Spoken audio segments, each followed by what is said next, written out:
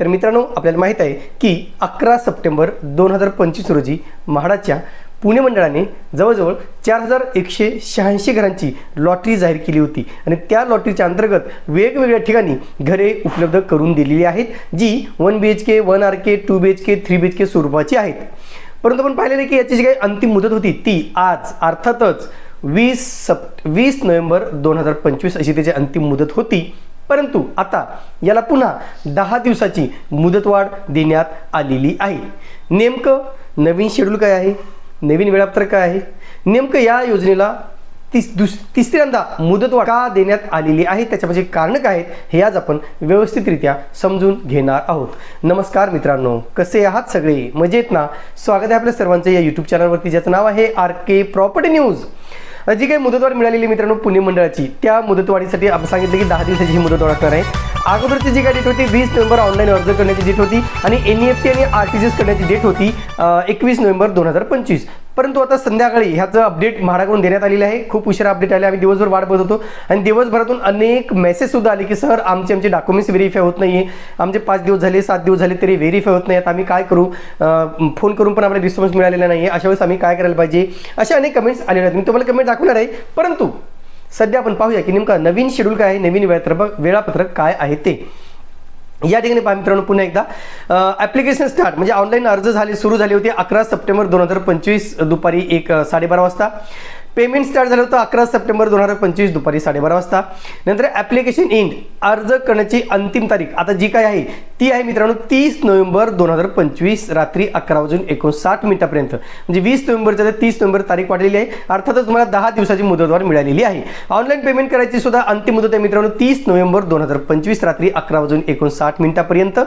NEFT किंवा RTGS द्वारे payment करायचं असेल तर त्यासाठी जी अंतिम तारीख आहे किंवा अंतिम मुदत आहे 1 डिसेंबर 2025 दुपारी 4 वाजेपर्यंत. लक्षात घ्या, दुपारी 4 वाजेपर्यंत म्हणजे बँकेच्या कार्यालयीन वेळेपर्यंत तुम्ही ते NEFT किंवा RTGS करू शकता. पण त्यासाठी तुम्हाला 30 नोव्हेंबरलाच तुमचं चलन जनरेट करून ठेवणं आवश्यक आहे. त्याच्यानंतर ड्राफ्ट ॲप्लिकेशन पब्लिश, जी काही पहिली ड्राफ्ट लिस्ट लागणार आहे मित्रांनो ती लागणार आहे 19 डिसेंबर 2025 संध्याकाळी 6 वाजता. त्याच्यानंतर जे काही फायनल ड्राफ्ट लिस्ट अंतिम प्रारूप यादी लागणार आहे 23 डिसेंबर 2025 संध्याकाळी 6 वाजता. लॉटरी कधी होणार आहे तर लॉटरीची जी काही तारीख आहे मित्रांनो ती लॉटरी होणार आहे 27 डिसेंबर 2025 दुपारी सकाळी म्हणजे दुपारी 12 वाजता याची लॉटरी होणार आहे. आणि रिफंड जे काही स्टार्ट होणार आहे ते 10 जानेवारी 2025 पासून तुमचं रिफंड तुमच्या अकाउंटला जमा करायला सुरुवात केलं जाणार आहे 10 जानेवारी 2026 पासून. लक्षात घ्या. आणि म्हणून हे जे काही शेड्यूल आहे ते व्यवस्थित तुम्ही लक्षात घ्या. आता सगळ्यात महत्त्वाचं की ज्यांना काही कारणास्तव त्यांचे डॉक्युमेंट्स व्हेरीफाय झाले नसतील, ज्यांना काही कारणास्तव वेळेवर डॉक्युमेंट्स काढता आले नसतील त्यांना ही संधी मिळालेलीच आहे. परंतु इथे मात्र ज्यांनी ऑलरेडी अर्ज केलेला आहे, ज्यांनी वेळेवरती नित्य नियमाने ज्यांनी पेमेंट केलेलं आहे त्यांना मात्र इथे मोठा झटका बसणार आहे. कारण अजून 10 दिवस त्यांना वेट अँड वॉच करावं लागणार आहे. त्यांनी जे काही EMD भरली असेल म्हणजे क्रेडिट कार्डने म्हणा किंवा वेगवेगळ्या मार्गाने म्हणा, सोनं नाणं गहाण ठेवून म्हणा, त्यांनी जर EMD भरली असेल तर आता पुन्हा त्यांना काही काळ वाट बघावी लागणार आहे. त्याच्यावरती नक्कीच त्यांना आर्थिक भुर्दंड बसणार आहे, यात मात्र शंकाच नाही. आणि असे विजेते नक्की सांगू शकतात, कमेंट करू शकतात की ही जी काही मुदतवाढ देण्यात आलेली ती योग्य नाही आणि मुदतवाढ मिळायला पाहिजे नव्हती असं त्यांचं नक्कीच म्हणणं असणार आहे, जे संयुक्त आहे, जे नॅचरल आहे, जे नैसर्गिक आहे. परंतु इथे सगळ्यात जास्त कमेंट्स आज आलेत मित्रांनो पुण्याच्या, जे काही मी काल व्हिडिओ टाकला होता की मला साईड व्हिजिट करता आलं नाही, परंतु त्याच्यावरती अनेकांनी काही कमेंट्स केलेले आहेत. ते कमेंट्स सुद्धा मी तुम्हाला वाचून दाखवणार आहे, कारण दाखवणं सुद्धा तितकंच महत्त्वाचं आहे. तर पहा, मी काल व्हिडिओ टाकला होता तर काल एक कमेंट आली होती, मुदत वाढवाडा सर, कागदपत्रे मिळाले नाहीत. नंतर एक आलेली आहे मित्रांनो, सर्व्हरचा इश्यू आहे, लॉग इन होत नाही, एक्सटेन्शन भेटेल का, हा एक प्रश्न आलेला आहे. त्याच्यानंतर फॉर्म सबमिट होत नाही आहे, फॉर्म सबमिटच होत नाही आहे. त्याच्यानंतर वेबसाईटचा प्रॉब्लेम येत आहे, फॉर्म सबमिट होत नाही, मुदतवाढ मिळणार का सर सांगा. हा तर आजच आलेली कमेंट, सगळ्या कमेंट्स आज आलेत मित्रांनो. काही 3 तासापूर्वी आलेत, काही 8 तासापूर्वी, काही 5 तासापूर्वी आलेले आहेत. अनेबल टू सबमिट फॉर्म हा एरर येतोय, स्कीमला अप्लाय करताना काय इश्यू असेल काय. नंतर ती कागदपत्र व्हेरीफाय होत नाहीत वेळेवर असे असे आलेलं आहे. ई साइन इश्यू होत आहे असे आलेलं आहे. फॉर्म सबमिट होत नाही. Please email to MHADA to extend the date I did it. बघा यांनी सांगितले की तुम्ही कृपया म्हाडाला मेल करा की ही मुदतवाढ देण्यात यावी, कारण मी सुद्धा मेल केलेला आहे. कारण डॉक्युमेंट्स व्हेरीफाय झालेले नाहीत. वेबसाईटचा प्रॉब्लेम येत आहे सर, फॉर्म सबमिट होत नाही सर, डेट एक्सटेंड करा सर. हे सगळे अनेक कमेंट्स आले. म्हणजे दिवसभरात तुम्ही या व्हिडिओवर कमेंट बघा, तुम्हाला वेगवेगळे कमेंट दिसणार आहेत. आणि म्हणून कुठेतरी आता संध्याकाळी या म्हाडाने या लॉटरीला कुठेतरी मुदतवाढ देण्यात आली किंवा दिलेली आहे.